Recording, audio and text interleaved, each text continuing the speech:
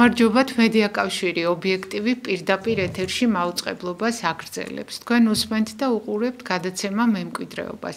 მე ამ გადაცემის ავტორი და წამყვანი ნინო მიქიაშვილი ვარ. დღევანდელ გადაცემაში მოეწყობა ახლად გამოცემული წიგნის ქიზიყურის სიტყვის კონა ტელეწარდგენა და დღევანდელი გადაცემის სტუმარი გახლავთ ამ წიგნის ავტორი ქალბატონი მაყვალა ღვედაშვილი, რომელიც საგანგებოდ ამ გადაცემისთვის ჩამობრძანდა წნორიდან და საჯაროდაც უღრმესი მადლობა, რომ იქიდან ჩამოხვედით და დღეს 50 წუთი ჩვენთან ერთად იქნებით. ქალბატონ მაყვალას ძალიან საინტერესო ბიოგრაფია აქვს. თელავის პედაგოგიური ინსტიტუტის ისტორიის ფაკულტეტის დასრულების შემდეგ იყო სიღნაღის კომკავშირის რაიკომის მდივანი, მეორე მდივანი, მესამე მდივანი, შემდეგ 7 წლის განმავლობაში 1978-დან 1985 წლამდე იყო სიღნაღის მხარეთმცოდნეობის მუზეუმის დირექტორი. 2022 წელს იგი აღიარეს წლის საუკეთესო პედაგოგად და 50 წელზე მეტი ხნიანი სტაჟი აქვს პედაგოგიური მოღვაწეობის. უფროსი მასწავლებელია. ხო, ეს სტატუსი გაქვს დღეს მოქმედი პედაგოგი ბრძანდება და ეს მოკლედ, თქვი ძალიან მოკლედ, ჟურნალისტთა ფედერაციის წევრი ბრძანდებით 97 წლიდან 2019-დან მწერალთა კავშირის წევრი და ეს არის ქალბატონი მაყვალას მეორე წიგნი, მაგრამ ჩვენ პირველი და მთავარით დავიწყებთ. ქიზიყურ ლექსიკონსაც უწოდებ მე, რომელსაც ასე ქვია ქიზიყური სიტყვის კონა. და გთხოვთ გითხრათ როგორ, როდის, რა ვითარებაში დაიწყეთ ამ თქვენი კუთხისთვის დამახასიათებელი გამონათქვამების ქიზიყურის სიტყვების მოგროვება. მოგესალმებით. მივესალმები მედია კავშირი ობიექტივის ერთგულ მაყურებლებს. დიახ. ჩემი ასე ვთქვათ ქიზიყური ლექსიკონის, ანუ ქიზიყური სიტყვის კონის, ასე ვთქვათ, შექმნის ისტორია იწყება ასე. ეს იყო 50 წლის წინ. ალბათ, ზუსტად შეიძლება მეტიც რასაკვირველია. და მაბატია თქვენ 50 წელზე გაცილებით პატარას გავხართ და შესანიშნავად გამოიყურებით. მადლობა, ძალიან სასიამოვნო კომპლიმენტი არის.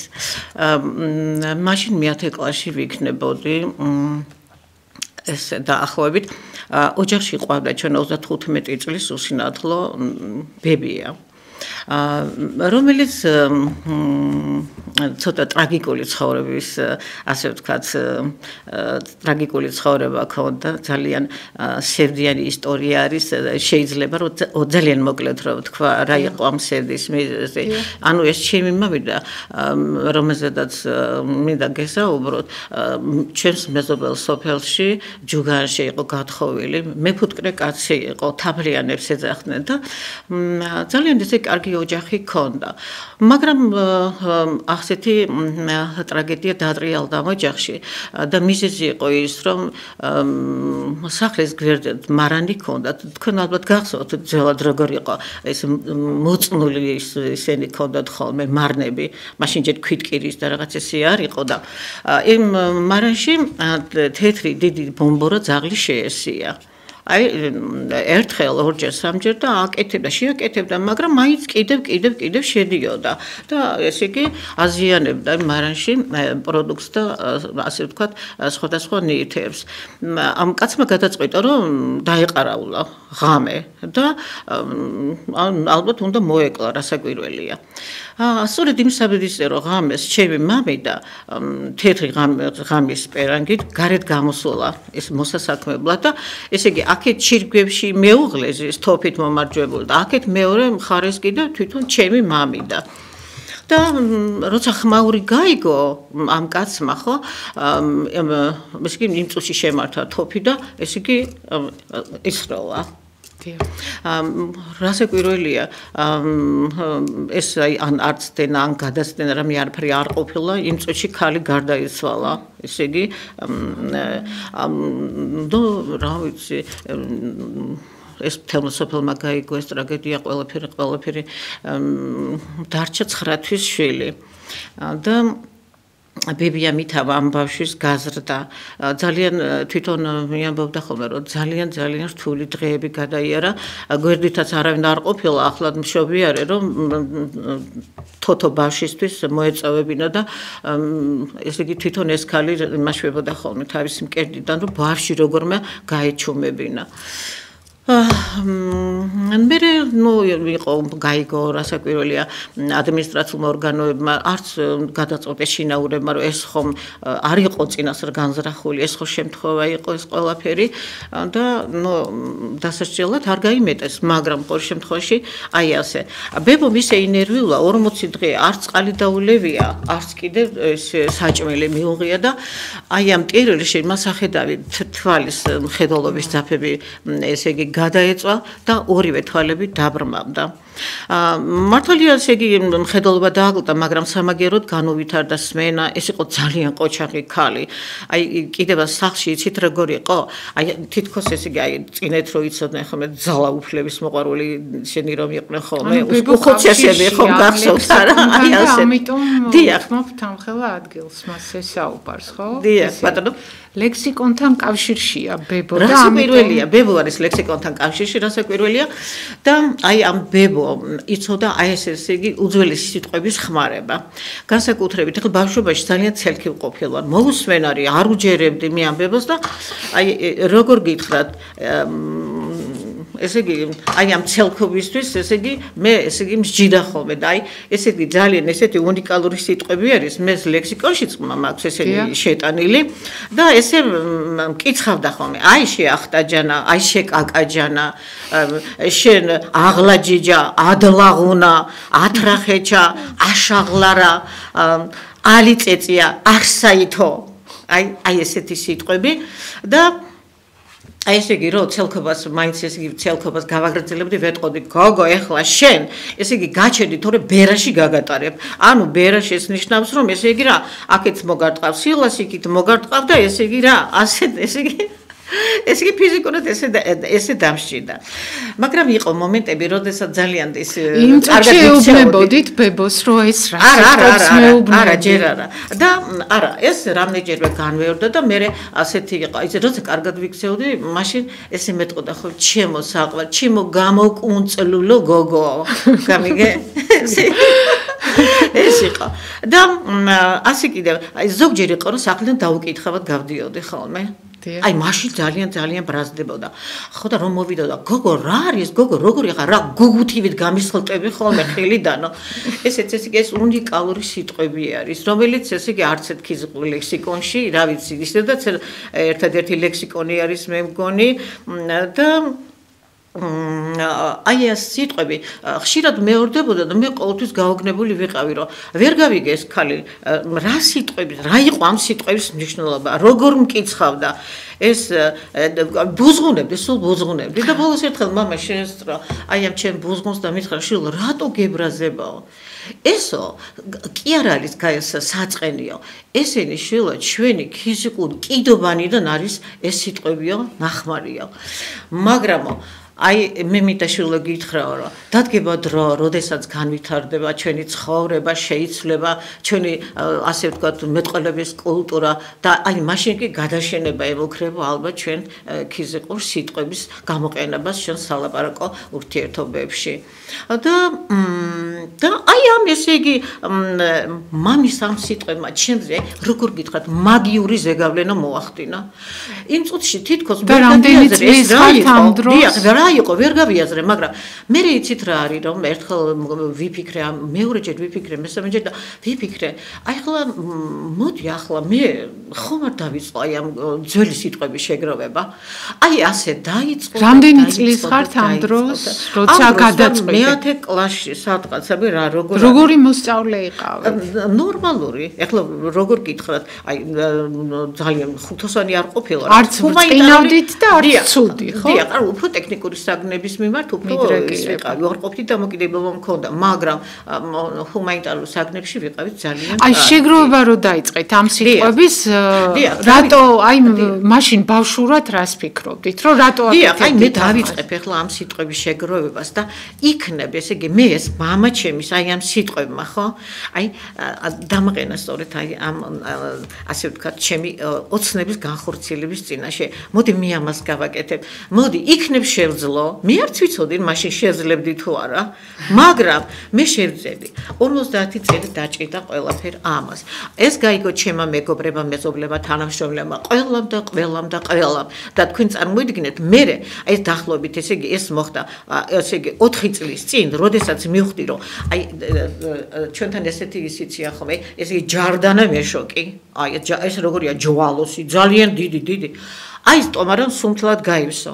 მიგზავნიდნენ ნაგლეჯებს, მიგზავნიდნენ ფურცლებს, მიგზავნიდნენ მეგობრები, ზოგჯერ მირეკავდნენ ჩანაწერები ცალკე თქონდა. ესე იგი, თელი, აი ჩავრთე. ზოგჯერ ყოფილა რომ აი სპეციალურად საზოგადოებრივი სარგებლობის ტრანსპორტში ვჯდებოდი, რომ მე მოხუცებისგან იქნებ რამე გამეკო. მართლა ძალიან ბევრი რამ გავიგე და ძალიან ბევრი რამ ჩავიწერე. ეს ჩემთვის იყო ძალიან საინტერესო. როდესაც ესე იგი ეს რაღაც გარკვეულ რაოდენობას მოუყარე თავი, ერთხელაც დასასვენებლად აღარ წავედი, გავშალე ჩემს საცხოვრებელ ბინაში 33 ბგერა და დავიწყე, ესე იგი ანბანის მიხედვით თვითონ გვერდზე, რომელი 100 ბგერაც იწყებოდა. ოღონდ ახლა ეს როგორ იყო გაუშალაშინებელი რასაკვირველია, იმიტომ რომ დღეს ჩვენი ლექსიკონი ეს არის აკადემიურ დონეზე გაკეთებული ლექსიკონი, სადაც ყოველი ასე ვთქვათ სიტყვა, საწყისი სიტყვა ის უნდა იყოს საწყისი და არა მაგალითად აი ვთქვათ პირველ პირში მეორე პირში აი ესე გრამატიკულად გასწორებული ბრუნვის ნიშნები, პირის ნიშნები, აბსოლუტურად ყველაფერი არის ესე იგი აქ გათვალისწინებული. ეს იყო 4 წლის წინ. ეს იყო 4 წლის წინ, როდესაც ჩვენ სიღნაღის რაიონში ჩვენი ლიტერატურული სიღნაღის ერთ-ერთი ცნობილი, როგორც წეგონ გითხარით, მოგახსენეთ ანზორ სიფრაშვილი, რომელიც სათავეში ჩაუდგა ლიტერატურული სიღნაღის დაარსებას. და ისედაც სიღნაღს ძალიან დიდი ტრადიციები აქვს. 1912 წელს პირველი გაზეთი გამოვიდა და მას შემდეგ იყო ძალიან ბევრი გაზეთები, სხვადასხვა სახეშეცვლილი სახელწოდებით, მაგრამ იყო კიდევ სხვადასხვა ჟურნალ გაზეთები, მაგრამ რაღაც იყო ინტერვალები, თქვენ იცით, პოლიტიკაში, სახელმწიფოში და ფაქტიურად ესე იგი აღარ გამოდიოდა, თქვათ, არც ჟურნალი, არც გაზეთი, არც. მაგრამ ახლა ესე იგი, როდესაც ეს ლიტერატურული სიღნაღის ესე იგი შეიქმნა აი ეს გამოცემა მაპატიეთ რედკოლეგია და კომპლექტა ყველაფერი და ამ რედკოლეგიაში ჩვენი სიღნაღელი ძალიან ცნობილი მწერალი თამაზ ხმალაძეც იყო შეყვანილი. ის ძალიან პატრიოტი კაცი არის. დღეს ის რეგიონალურ მწერალთა კავშირის გამგეობის თავმჯდომარეა კახეთის რეგიონის და ხშირად ჩამოდის ხოლმე ჩვენს ასე ვთქვათ ლიტერატურული რედკოლეგიის ხდომაზე რომ დაიგეგმოს თქვათ ეს ჟურნალი როდის იქნება, როდის გამოვა, რა მასალები უნდა შევიდეს, ასე შემდეგ და მე რაღაცნაირად დილების წინაშე დავტეკი. კი ბატონო, ეს ყველაფერი, მაგრამ მე ხომ არ მაქვს გამოცდილება, როგორ უნდა გავკეთდეს კარგი ლექსიკონი. დაველაპარაკე თამაზის, რომ თამაზი ასეთი რა საქმიანობას ვეწევი და აი როგორ გავაკეთო, როგორ მოვიქცე. მართლა, მოდი ხომ არ გეჩვენებინა ჩემთვის, მე მას ვაჩვენე. მაშინ უკვე აკრეფილი მქონდა კომპიუტერული ვარიანტი დაახლოებით იყო აი 390-მდე გვერდი და ესე დაქსეროქსებული მე ამოვიღეთ ეს ყველაფერი ეს კაცი გაუგნდა და ესე იგი გაოცებული დარჩა რომ გოგო ეს რა ხდება ეს რა არის ეს როგორ არის დადედა ეს რა ანუ რამხელა შრომა გაგიწევია ხო რამხელა როგორ შეძელი როდის შეძელი და მე მითხრა რომ მე მყავს ერთი ძალიან ცნობილი პიროვნება რომელიც არის შესანიშნავი ენათმეცნიერი ლექსიკოლოგიაში აქვს დიდი გამოცდილება და მოდი ახლა მე დაურეკავ მე მას და ვეტყვი მე აი სიტუაციას ავხსნი რომ აი ასეთი რამ კეთდება ქიზიყში აი შენი ხელმძღვანელობით და შენი ასე ვთქვათ უნარით და მოდი დაველაპარაკო და შეხვდი დაელაპარაკე, ეს იქნებ რა როგორი მითითებები უნდა მოგცეს. მართლაც დაელაპარაკა, მეც დაურეკე, ჩავედი, შევხვდი, ჩავიტანე ესე და ეს კაციც მოიხიბლა. ჩვენი პატივცემული აკადემიკოსი ავთანდილ არაბული. მოდით ეხლა მე გეტყვით რა სიურპრიზი მაქვს. ბატონი ავთანდილ არაბული მოვიწვიე გადაცემაში, მაგრამ გარკვეული მიზეზების გამო მოსვლა ვერ იცოდა რომ ვერ მოვიდოდა და მე ვესტუმრე მას და ჩავწერე პატარა ინტერვიუ.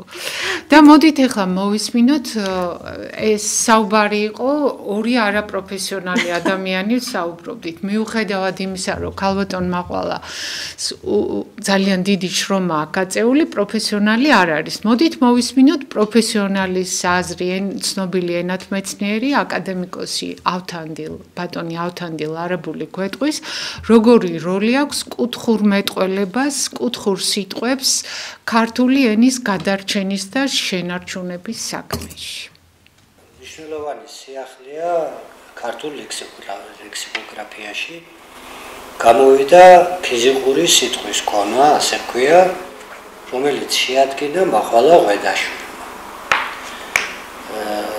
ახლა ქიზიყური ლექსიკონი, ქიზიყური დიალექტის ლექსიკონი. ახლა ქიზიყური არის ცალკეც განიხილება და ეს კახურის კილოკავადაც შეიძლება იქნეს მიჩნეული. ერთი ასეთი ლექსიკოგრაფი იყო არაჩვეულებრივი სპეციალისტი სტეფანე მენთეშაშვილი. ესეც ქიზიყელი კაცი იყო და მარჯვენა ხელი, როცა განმარტებითი ლექსიკონი კეთდებოდა, არნოლდ ჩიკობაასი.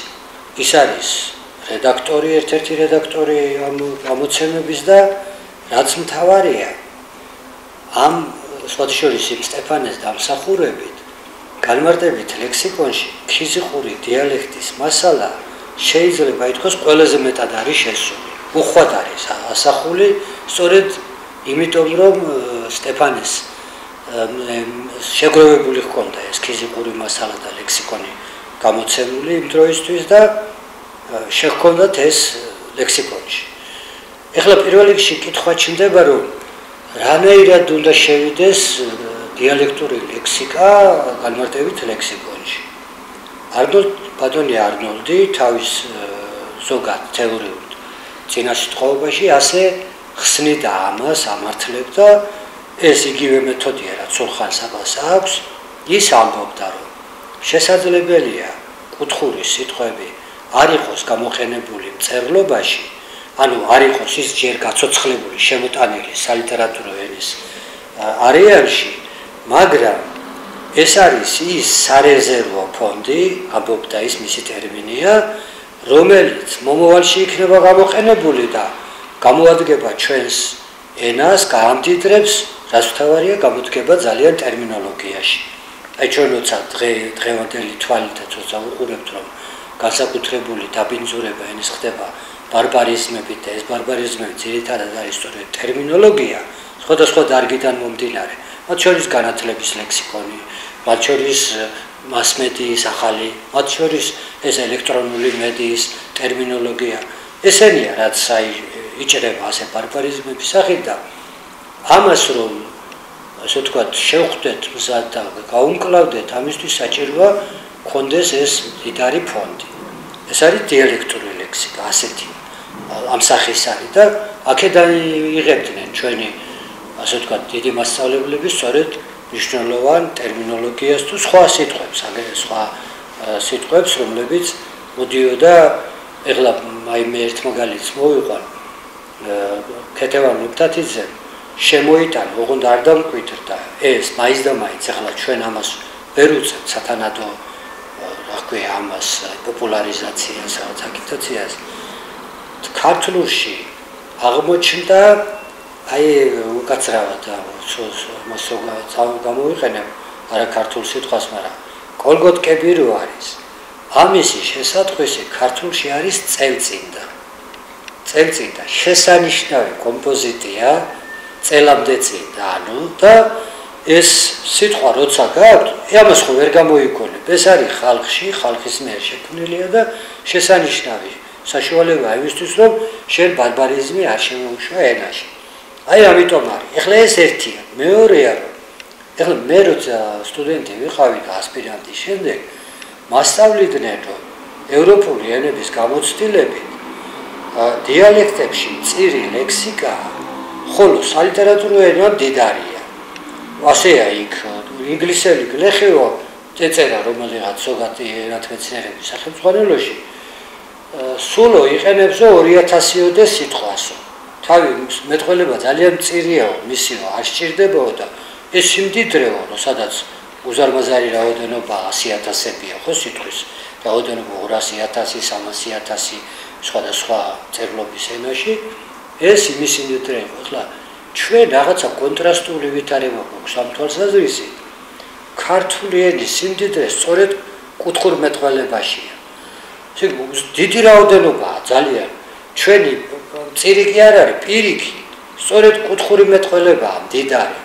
აი გაკეთდა ლექსიკონები ქართულის ლექსიკონი არის ძალიან უხვი და ქართლიდან გამოსული წერლების ენაში ეს კარგაჭა კახური არის ძალიან მდიდარი იმერული არის ძალიან მდიდარი აი ეს ჩვენი მთის დიალექტები ალექსი ჩინჭარაულმა ხევსურული ლექსიკონი გააკეთა აი ამხელა ტომია და 30,000-ზე მეტი სიტყვა არის ხევსურულში ანუ დიალექტს ეკუთვნის ასეთი სიტყვა ანუ ჩვენთან დიალექტები ძალიან მდიდარია და ამას ორი რაღაცა ჩემი აზრით განაპირობებდა ერთი ის რომ ჩვენი ეთნოგრაფიული კუთხეები ძალიან განსხვავებული იყო მდიდარი იყო სამეურნეო თვალსაზრისით მერე იყო აი შინამრეწველობა იმ თვალსაზრისით და წესჩვეულებების თვალსაზრისით იყო ძალიან განსხვავებული და ეს ქმნიდა აი იმ სიმდიდრეს რომელიც დიალექტური ლექსიკის სახით აისახება და მეორეც არის ისევ იმ განსხვავებით რაც სხვაგან არ არის ჩვენი ეთნოგრაფიული კუთხეები იყო ძალიან კულტურული აი ესეთი იმის ტენდენციის ჯერ ერთი ძალიან წიგნობრული იყო იქ ისიც კი ვინც ერეკითხვა არ იცოდა ზეპირად სწავლობდა ლექსებს ვეფხისტყაოსანი ნახევარმა მოსახლეობამ სოფლის მოსახლეობის ნახევარმა იცოდა და ეს განაპირობებდა იმას რომ მისი სულიერი მოთხოვნები სხვა იყო და ჩვენი ხალხური პოეზია ხო აშკარაა რომ არ ჩამოუვარდება კლასიკურ პოეზიას თავისი ენობრივი და მხატვრული ასპექტი ხო ერთი სიტყვით ეს ძალიან გამიგრძელდა მაგრამ სიმდიდრე ძალიან დიდია ჩვენს დიალექტებში და ყოველ ეტაპზე ამ სიმდიდრის შესწავლა და შემოტანა იყო აუცილებელი რომ დავაკონკრეტოთ ქიზიყური სიტყვის კონის გარდა არსებობს ხევსურული ქართლური ყველა დიალექტის ლექსიკონი გვაქვს ფაქტობრივ იმერულის კახურის ქართლურის მესხურის ჯავახურის გურულის შემდეგ რა გვაქვს შაურის რაჭულის გვაქვს ეს ეხლა გამოცემულებია თუ ჩვენი წინაპრების სხვადასხვა დროს გამოცემულია ეხლა რაჭული უფრო პატარა ლექსიკონია შედარებით ჩვენი სპეციალისტი იყო ალექსანდრე კობახიძე და იმან შეადგინა და ესე იგი ეს არის ასე ვთქვათ ჩემი მასწავლებლების და იმათი მასწავლებლების თაობის მონაგარია ეს ლექსიკა და მე-20 საუკუნის ბოლოსთვის თანდათანობით უკვე გახდა ასე ვთქვათ მწირი ეს ლექსიკა, იმიტომ რომ დაცარიანდა კუთხეები, რაჭული, აბა წარმოიდგინეთ დიალექტი თვითონ და დიალექტური ლექსიკა არსებობს იმ არეალში, სადაც ხალხია და როცა ხალხი აღარ არის, ადგილის სახელებიც კი იკარგება, მაშინ არათუ ლექსიკა. ამის გამო ხდება ეს. ანუ ეს ლექსიკური მარაგი ძალიან დიდი მარაგი გვაქვს დიალექტური ლექსიკის აი რაღაცაში კრებსითიც დიდი რაოდენობა არ ჩამოუვარდება თუ შეიძლება ასე ითქვას ჩვენი განმარტებითი ლექსიკონი რომ არის აი ამ თავისი სიმდიდრით არ ჩამოუვარდება სალიტერატურო საერთო ეროვნულ ლექსიკას და ეს ძალიან მნიშვნელოვანია ბატონი სტეფანე მენთეშაშვილის შემდეგ ქალბატონი მაყვალა ღვედაშვილი არის ქიზიყური ლექსიკონის ახალი მოამაგე. წერს წინასიტყვაობაში თქვენი წიგნის რედაქტორი ბატონი ავთანდილ არაბული და როცა მასთან მივედი აკადემიაში ვკითხე რომ ეს ლექსიკონი თქვენამდე როგორ მოვიდა რაღაცა გამზადებული სახით თუ ამ პროცესში წლების განმავლობაში ჩართული იყავით თქო და მოდით მოვისმინოთ რა მიპასუხა და მე ვისაუბროთ. მაყვალამ ძალიან დიდი საქმე გააკეთა, მაგრამ მაყვალა სპეციალობით არ არის ენათმეცნიერი და არ არის ლექსიკოგრაფი. ამიტომ მან არ იცოდა როგორ გაეკეთებინა ლექსიკონი. მან შეაგროვა ეს მასალა და მე არ ვიცნობდი მას და როდესაც ასე კითხვა-კითხვით ჩემთან მოვიდა, ეს იყო 2 წელზე მეტი ხნის წინ. და მე აუხსენი რომ აქედან ლექსიკონი რომ გამოვიდეს უნდა გაკეთდეს ეს, ეხლა დეტალებს აღარ მოყვები, უნდა შედარდეს სტეფანე მენთეშაშვილთან, უნდა გაიმართოს ერთი პრინციპი და ასე შემდეგ და ძალიან შეშფოთდა. რომ მე მაგას შევძლებო, მივთხარით, რახან თქვენ ეს მასალა გიყვართ და რახან ერთგული ხართ ამ საქმის, აუცილებლად შეძლებთ და აი ძალიან ესეთი შრომა დასჭირდა 2 წლის განმავლობაში, რომ ამას მიიღო აი ეს სახე. ეს უფრო დიდი მასალა იყო მასალობრივად, მაგრამ შემდეგ აი ეს დაიწურა ამ შედარებების გზით და ასე შემდეგ და მიიღეთ ეს ლექსიკონი. ხო, მე ერთ მხარეს მინდა გაუსვა ხაზი, რაც დავიწყე, რომ მაყვალა ერთი მხრივ არის პედაგოგი და აშკარად კარგი პედაგოგია, იმიტომ რომ რახან მას ეს აინტერესებს, იგი ბავშვებთანაც მუშაობს, ჩვენ სკოლას ძალიან დიდი ტრადიცია აქვს, ქალბატონი რომ აი ამ ენობრივ ქვესისტემებზე, აი დიალექტურ კუთხურ მეტყველებაზე მუშაობის ტრადიციულად ენათმეცნიერების ინსტიტუტი მუდმივად თანამშრომლობდა მოსწავლეთა პირველად და მოსწავლეთა სასახლე რომ ერქვა, იქ იმართებოდა ყოველწლიური მოსწავლეთა კონფერენციები და ამ კონფერენციებზე ჩვენს მოსწავლეებს განსაკუთრებით რეგიონებიდან გამოჰქონდათ საკუთარი მოპოვებული მასალა და იქ დაგროვდა იმხელა ფონდი სამწუხაროდ ის არ მოხერხდა რომ რეზო შეროზიათ იყო იქ თანამშრომელი თავის დროზე და იმას უნდოდა რომ ამ მასალისგან გაერთიანებული ლექსიკონი გაკეთებულიყვო და მასწავლებლები ძალიან ბეჯითად მუშაობდნენ ამ მიმართულებით და აქეთ იქ ამ საქმეში გამოწვრთობილი მოსწავლეები შემდეგ კარგი სტუდენტები ხდებოდნენ, ჩვენი და ჩვენი კოლეგები ხდებოდნენ შემდეგ დროთა განმავლობაში. ეს იყო არაჩვეულებრივი სკოლა. აი ამ სკოლის წარმომადგენელია ცხადია მაყვალა ღვედაშვილი. ერთი მხარე ეს არის. მეორე მხარე ის არის რომ მაყვალა არის კარგი პროზაიკოსია ხოთეშორის. აი ძალიან კარგი თვალი და ესეთი ის აქვს. ხედვა აქვს. ნაყოფიერი იმდენი ნაწარმოები არ აქვს, მაგრამ რაც დაუწერია ძალიან საინტერესოდ იკითხება. და როგორც მწერალს ცხადია მას ასევე აინტერესებდა და იმაში ძალიან კარგად ჩანს მის შემოქმედებაში და ესეც უნდა ვთქვათ, რომ ლექსიკოგრაფიისგან, ენათმეცნიერისგან განსხვავებით, წერლის დამოკიდებულება, წერლის თვალი ცოცხალი მეტყველების მიმართ ეს კუთხური მეტყველება ასეთია, არის ძალიან მნიშვნელოვანი და არაერთი ასეთი მაგალითი გვაქვს ჩვენ. განსაკუთრებით ქართულურის თვალსაზრისით, თვალადურის თვალსაზრისით უნდა დავასახელოთ გიორგი შატბერაშვილი. აი ეს გიორგი სწორედ როგორც მწერალმა დაიწყო და აი უნიკალური საოცარი ლექსიკონი გააკეთა თვალადური ქართულურის ჭაშნიკი და აი ეს გამოცდილებაც. ახლა ამ სინთეზით ზეგის როგორც პედაგოგი და როგორც წერალი ეს სიტყვის სიღრმით და სიღრმისეული ბუნებით დაინტერესებული წარმატებული აღმოჩნდა მისი ძიება და ჩვენ მივიღეთ ახლა 21 საუკუნეში უკვე გარკვეულად გადარჩენილი ლექსიკა ის რაც შეიძლება დარჩენილი ყოფილიყო უყურადღებოდ სტეფანე მენთეშაშვილის და სხვების მიერ. ქალბატონ მაყვალა როცა სიტყვებს აგროვებდით გამონათქვამებს, თქვენი მოსწავლეები თუ იყვნენ ჩართული ამ პროცესში?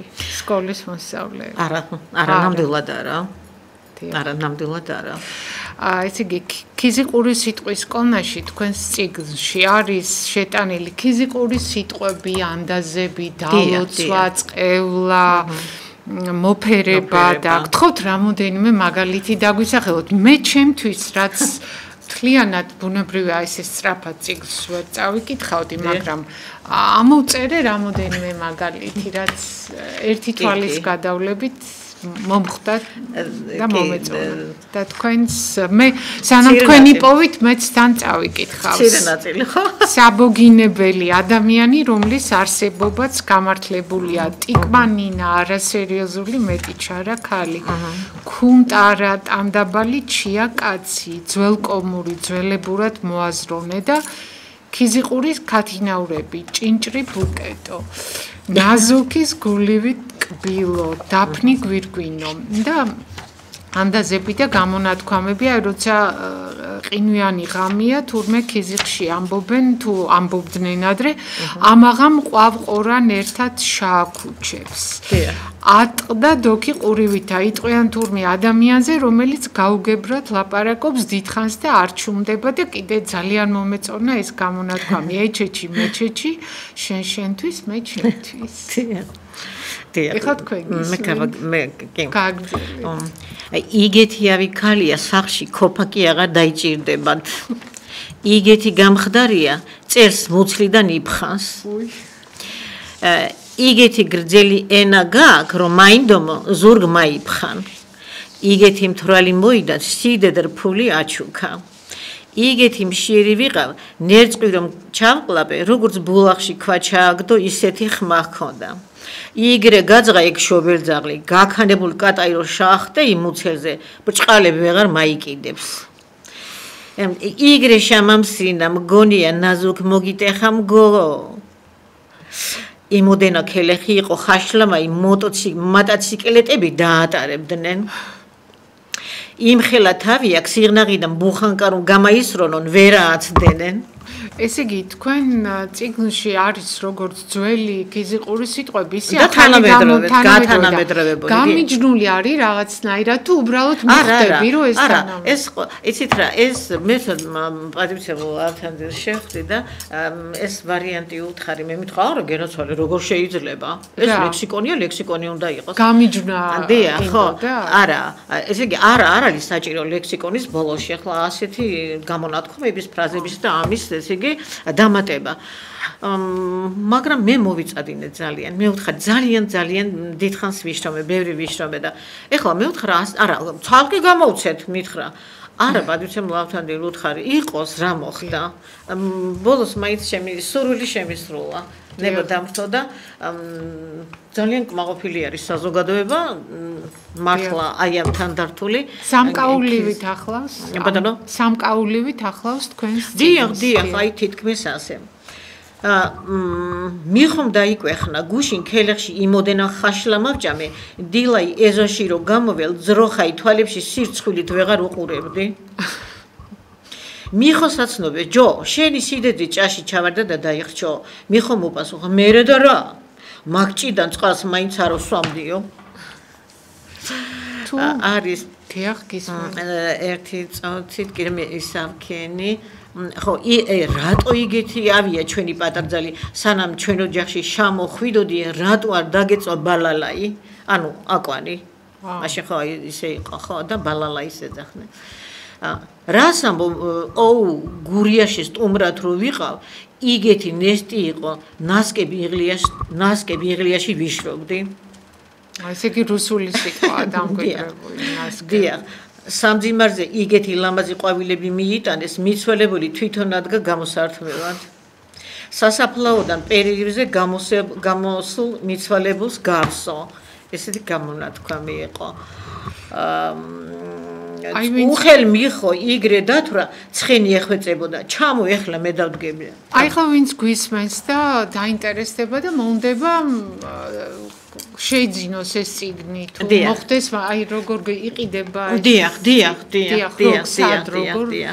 დიახ ესე იგი რაიონის სკოლებში შევიტანე დაინტერესებული თქვათ ისტორიის მასწავლებლები ქართული ენის მასწავლებლები ანუ პედაგოგები დიახ მაგრამ ინტერესი იყო და სხვა საგნის სპეციალისტებმაც იყიდეს ნუ მაღაზიაში არის იცით რა ჩვენთან მაღაზია არ არის აი როგორ არის ჯიხური არის და იმ ჯეხურში თვითონ ჩვენმა ლიტერატურული სიღნაღის რედაქტორმა ასეთი რამ გააკეთა ასევე თავისი ნაწარმოებების და თვითონ ჩვენი ნაწარმოებების რეალიზაციის მიზნით რომ იქ დაავალა კაც გადასახადი რასაკვირველია ექნება და იქ ვდებთ ჩვენ ამ ჩვენს შემოქმედების ნიმში პოეზია პროზიდან და იყიდება ინტერესი არის მაგრამ აი როგორც ასეთი რომ აი სპეციალური ან წიგნის მაღაზია იყოს ასეთი რამ არის და ეროვნულ ბიბლიოთეკაში ალბათ ჩააბარეთ კი რაიონში ცენტრალურ ბიბლიოთეკას ვაჩუქე წნორშიც არის ბიბლიოთეკა ვაჩუქე მხარეთმცოდნეობის მუზეუმს და თვითონ გამომცემლობამ სტამბა სადაც დაიბეჭდა იმათ გააგზავნეს 4 პირი ბატონ მავთანდილმა რომელსაც მე ჩამოვიტანე და დაუტოვე საკმაოდ რაოდენობა მითხრა რომ მიიტანდა ის სახელმწიფო უნივერსიტეტში ჯავახის უნივერსიტეტში ენათმეცნიერების ინსტიტუტში ბიბლიოთეკებში და თვითონ ესე იგი დამეხმარა მე აქ ლექციებს ვკითხულობ და შენ რატომ უნდა შეწუხდეო ისე რომ შესაბამისად საჭირო ორგანიზაციებს დაინტერესებული პირები შეძლებენ თბილისშიც და სხვა საქართველოს სხვა ქალაქებში ზოგიერთგან საქართველოს სხვა ქალაქებში არა მე მაინც ვფიქრობ რომ ეს ქიზიყელების წიგნი არის და ახლა მაგალითად არ ვიცი რამდენად თქვათ ინტერესი გაუჩნდება თქვათ გურულს მეგრელს და თქვათ სხვა კუთხის წარმომადგენელს ამ ლექსიკონის შეძენა ნამდვილად არ ვიცი ტირაჟი ძალიან მცირეა და რასაკვირველია ვერ გაწდება ალბათ აი მცირე რაოდენობას ნამდვილად ქართული ენა ინახება დაბიო ხალხში იქ არის ენის სალარო კაბინეტებში მოგონილ სიტყვებს ჯობია ის ბუნებრივი ქართული სიტყვები, რაც ხალხში მოიძებნება. დიდი ქართველი პოეტისა და საზოგადო მოღვაწის აკაკი წერეთლის ეს სიტყვები აქვს წამძღვარებული თქვენს წიგნს. როგორ მოაგროვეთ ქიზიყურის სიტყვები, გამონათქვამები, ამაზე ძალიან მოკლედ დღეს უკვე თქვენ ისაუბრეთ. ამ გადაცემაში ახლა გვიამბეთ კაბინეტებში რა ხდებოდა. თქვენი ყავით. არა თქვენი ყავით სიღნაღის კომკავშირის მდივანი და ასევე იყავით 7 წელი გავიმეორებ მე სიღნაღის მხარეთმცოდნეობის მუზეუმის ხელმძღვანელი 78-დან 78-85 წლებში 1978-85 წლებში მე კითხავთ მუზეუმზე უპირველესად იმიტომ რომ მე ბევრი წელია თანმიმდევრულად სამუზეუმო სფეროს მიმდინარე სიახლეებს ვაშუქებ და რა ხდებოდა როცა თქვენ იყავით მუზეუმში როგორი ექსპოზიცია იყო სიღნაღის მუზეუმში რომ მოდიოდა ესა მნახველი რას ეუბნებოდა ეს ექსპოზიცია რას აჩვენებდა და აი როგორ მართავდით მუზეუმს ეს მინდა რომ გითხრათ გადაცემის დასრულებამდე ჩვენ დაგვრჩა 12 წუთი და კიდევ რამოდენიმე კითხვა მაქვს და მინდა რომ ყველაფერი მოვასწროთ. მეც მინდა ყველაფერი კითხოთ და თქვენი სათქმელი. დიახ, რასაკვირველია. საერთოდ სიღნაღის მხარეთმცოდნეობის მუზეუმი და ნებისმიერ რაიონში მუზეუმები ეს კულტურულ საგანმანათლებლო ცენტრი არის. იქ არა მარტო ექსპოზიციები იყო, არამედ მუზეუმი ძალიან მთელი რიგი ღონისძიებები ჰქონდა, გარეთ გაქონდა ხოლმე მოსახლეობაში, მაშინ კოლმეურნეობები იყო, ჩავდიოდით ხოლმე, აი სადაც მოსავლის აღება იყო, ექსპოზიცია გაქონდა და ექსპოზიციები გაქონდა, ჩვენი რაიონის გამოჩენილი ადამიანები იყვნენ, თუ ასე შემდეგ და კონფერენციებს იქ ვატარებდით ხოლმე ძალიან ესე იგი ცოცხლად იყო და ძალიან საინტერესო იყო. ეს ექსპოზიცია გაქონდა თქვათ მიწიდან ამოღებული სიძველე გაქონდა. დიახ. აი თქო მაშინ კანონი არის. ყველაფერს არ შეიძლება გადაადგილება. არ შეიძლება, მაგრამ მაინც საადგილე. ახლა ის მე ზუსტად ვერ გეტყვით ახლა მაინც რა ხდება. იმიტომ რომ მე ჩემი მოღვაწეობის პერიოდში მე შემიძლია გითხრათ რომ აი რა იყო გამოფენილი. დიახ. კი, ჩვენ ექსპოზიცია იყო. ესე იგი, აი იწყებოდა არქეოლოგიით, აქ იყო ეთნოგრაფია, აქ იყო სოფლის მეურნეობა, მრეწველობა, საყოფაცხოვრებო მომსახურება. ყველას ესე იგი თავისი პროდუქცია, რასაც ამზადებდა, ყველაფერი ექსპოზიციაში იყო. აი ეს ყველაფერი იყო ქიზიყთან. დიახ, ხოლ ქიზიყთან დაკავშირებით. და აი ჩემი მოწადინება იყო ის, რომ ჯოგანში აღმოვეჩინე ერთი კაცი, რომელიც აკეთებდა ურემს. და ჩავედი ჩემს თანამშრომლებთან ერთად და არაჩვეულებრივ ულამაზესი ურემი გავაკეთე. დავამზადები, მოვიტანეთ და მაშინ ეხლა ჩვენ სადაც არის ეს ბოდბის ეპარქია, ეს შენობა იყო ჩვენ სიღნაღიდან გადმოვედით ჩვენ აქ.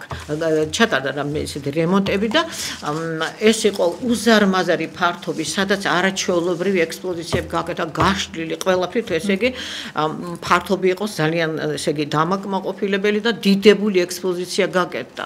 მოგიხსენებათ ახლა ტურისტული ცენტრია, ტურისტები შემოყავდათ ხოლმე, ყველა აღფრთოვანებული იყო, სამთავრობო დელეგაციები ჩამოდიოდა, უცხოელები, ყველა აღფრთოვანებული იყო, არაჩვეულებრივი მუშაობა იყო და აქვე მინდა გითხრათ, კიდევ ასე იგი რაიონის მოწინავე ადამიანები, სოციალისტური შრომის გმირი იყო, აი პირველი ტრაქტორისტი ქალი ელენე ნატროშვილი, რა ვიცი, ძალიან ბევრი, აი რომელი რა შეიძლება, გასაბჭოების მასალები ქონდა ძალიან კარგი.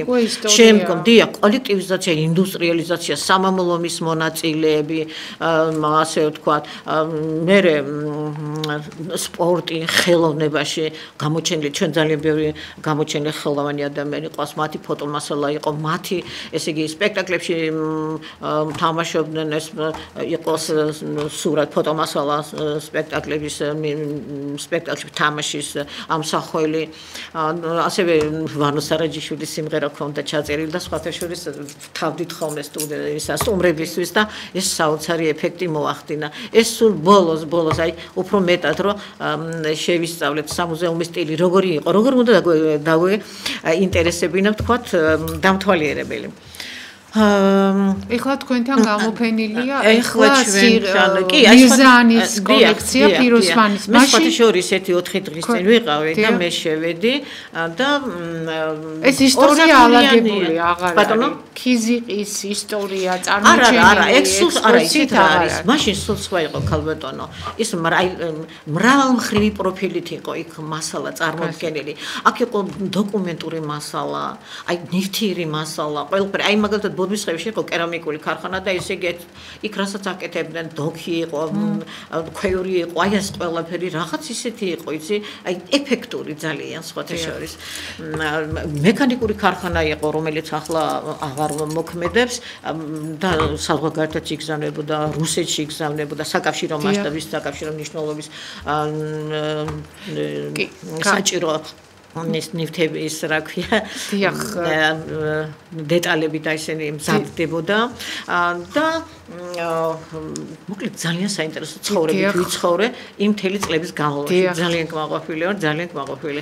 და ახლა, მე რაც გუშინ წინ ვნახე, ადრეც კი ვიყავი, ხო, მაგრამ ახლა მაშინ არ იყო ფიროსმანის მუზეუმი. ახლა 16 ორიგინალი არის. მაღლა მეორე სართულზე თოიძის ნახატები. ახლა მირზანის კოლექცია თქვენთან გამოფენილი. ეს არ არის სიღნაღის მუზეუმის. მოდით სხვა თემა შევცვალოთ. მოვასწროთ 7 წუთი დაგვრჩა. 2021 წელს გამოიცა თქვენი პირველი წიგნი ადრიან შემოდგომაზე. მოთხრობების კრებულია და ბოლოს არის მოგონებები ბატონ ჰამლეთ ბონაშვილზე და კომპოზიტორ ბატონ სანდრო მირიანაშვილზე. ეს ძალიან საინტერესო მოგონებები, მინდა ისევე ლამაზად ქიზიკური სიტყვებით გვიამბოთ და როგორმე მოასწროთ. კი, მოასწროთ და ვამბოთ ჩვენს მაყურებელს და მსმენელს. როგორ გითხრათ?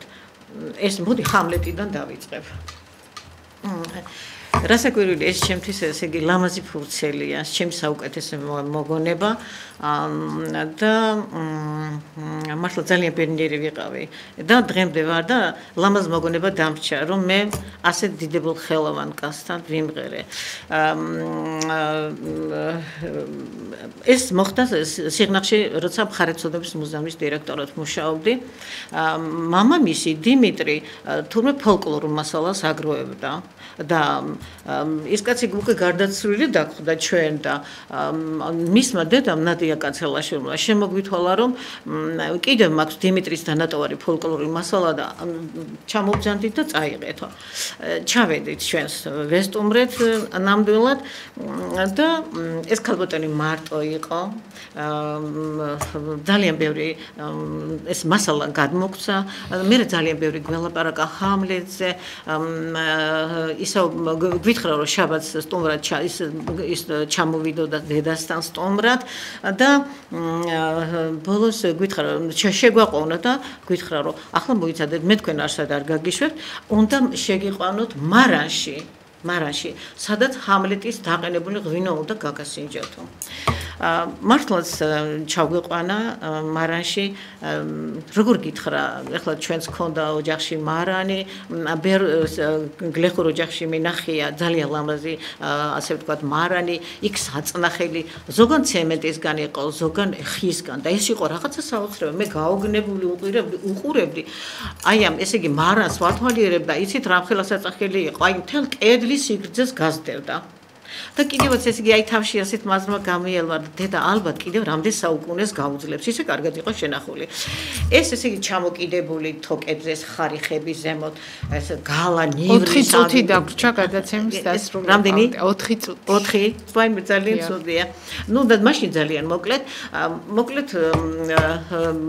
ვიტხრა რომ ახლა მე ჰამლეტის დაყენებული ღვინო და გაგასინჯეთო მართლაც დავაგემოვნეთ მართლაც ისეთი იყო სასიამოვნო და თვითონ მარანში რო ჩავედით ისეთი იყო იცი აი ეს სიმღერით როგორ მოხდა როგორ იმღერეთ გეტყვით ეს იყო 1991 წელს სიმღერის ხაროწოდების მუზეუმს ესე იგი დაარსებიდან შეუსრულდა 30 წელი რაიონმა გადაწყვეტა რომ ეს საზეიმო ვითარებაში აღენიშნა და შესაბამისად უნდა მოგვეწვია სტუმრები, რასაკვირველია გამოჩენილი ადამიანები და ესე იგი მოსაწვევად ჩავედი ბატონ ხამლეტთან მე.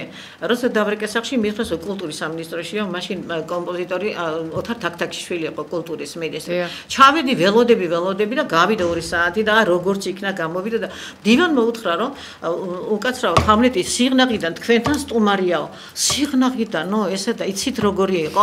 აი ისე იგი აი ცის გახსნა თუ წარმოგიდგენიათ აი ესე გაიხსნა ნუ გაიგო მიზანი რისვისაც ჩამოვედი მითხრა აუცილებლად ჩამოვალ მე მითხრა მე უნდა გაგაცილო და ის საინტერესო მომენტი იყო გამოვყევით რუსთავას და მოვდივართ და ასე გადმომიჩურჩულა უხდებით არა უბატონო ქვეყნის შვილები რუსთაველი ასე მითხრა და ესე იგი ეს იყო საოცარი აღნაგი კაცი თავადური აღნაგობის წაშლილი ხრები მეც მინახავს საოცრად მჭერმეტყველი და ძალიან ასე ვთქვათ სასიამოვნო რასაკვირველია მოსაუბრე და აი მოვდიოდით და აი ორნაბის ვერ გადადგავდი იმდენ სიყვარულს გამოხატავდა ქართული ხალხი საზოგადოება იქ რასაკვირველია რუსთავაზე და აი ჩემთვისაც ესე იგი რა იყო რომ ესე იგი ძალიან ისე აი ამაყა წარმადგენდა აი გაიცანეთ ქიზიყის მომხიბვლელი ასული რაღაც ესეთი და მართლა ჩამოვიდა დაგვიანებით ჩამოვიდა მაგრამ ილაპარაკა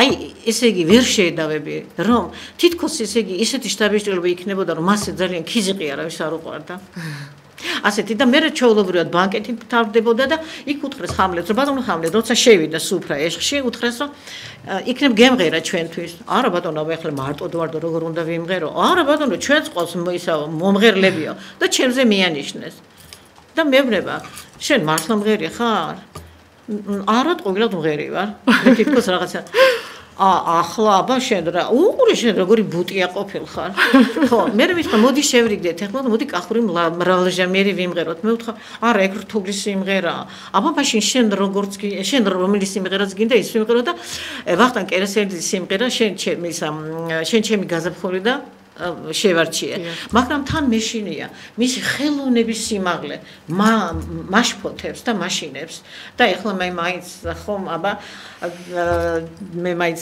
ჩემთავს მაინც უბრალო მომღერლად ვთვლიდი და ვიმღერეთ მართლა ვიმღერეთ ეს გამოვიდა არაჩვეულებრივი დუეტი და ესე იგი დამაჯილდოვა შუბლზე მეამბორო და მითხრა რომ მე შენ აუცილებლად კახურ მრავალჟამიერს გასწავლი და მე ეს საბედისწერო ტრაგედია მამა პაპის ძალაყინზე წამოგებული ჰამლეტ გონეშვილი და როგორ გითხრა და დასრულდა ასეთი ბატონო დასრულდა გადაცემა ძალიან დიდი მადლობა კიდევ ერთხელ ჩამოგზავნებისთვის და გადაცემაში მოგზავნებისთვის მადლობა იმ კარგი საქმისთვის რაც გააკეთეთ ქიზიყური ლექსიკონის გამოცემით ჩვენს მაყურებელს და მსმენელს შევახსენებ რომ დღევანდელ გადაცემაში მოეწყო ახლად გამოცემული წიგნის ქიზიყური სიტყვის კონა წარდგენა და გადაცემის სტუმარი გახლდათ ქალბატონი მაყვალა ღვედაშვილი ამ წიგნის ავტორი. მე გადაცემა მემკვიდრეობას ავტორი და წამყვანი მომდევნო გადაცემამდე გემშვიდობებით კარგად ბრძანდებოდეთ.